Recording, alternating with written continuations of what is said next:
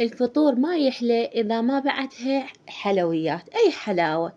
واليوم حلاوتنا زلابية على طريقتي، وما شاء الله والله مكسرة هنا أنا على فكرة، يعني مكسرتها بيدي. كوب طحين، نقول بسم الله الرحمن الرحيم، وكوب نشا، كوب بكوب.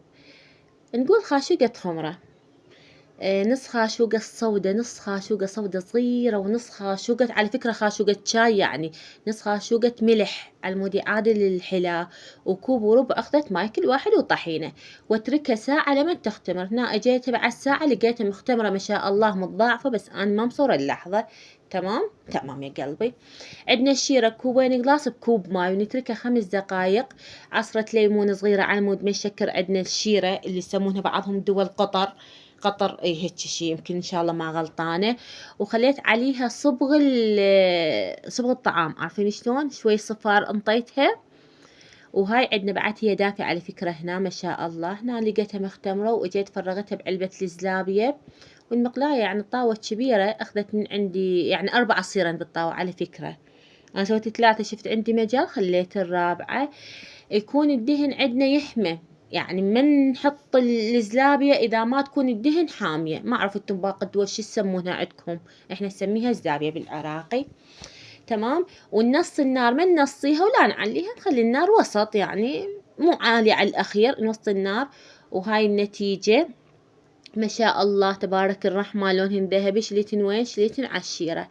أخليهن بالشيرة ثواني، ما أطلعهن رأسا، يعني أشيل الشيرة وأخلي عليهن، أتركهن هيك في ثواني، وأطلعهن الشيرة على الماعون.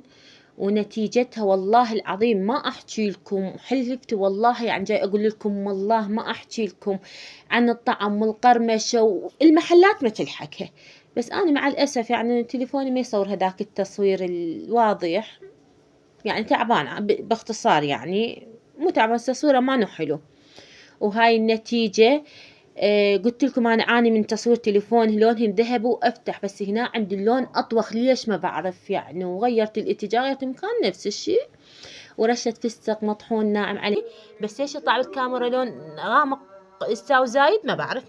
بس شوفوا لي النتيجة وسمعوا لي القرمشة. أنا على فكرة ترى كسرت لي كم وحدة بالتصوير وحذفتهن. اسمعوا القرمشة. اسمعوا لي، ركزوا على القرمشة. تمام. ما شاء الله تبارك الرحمن لنا. اسمعوا النتيجة، قرمشة قرمشة والله العظيم، أطيب من المحلات وأنظف لدرجتنا حلاوتنا بعد الفطور. سلامكم العافية.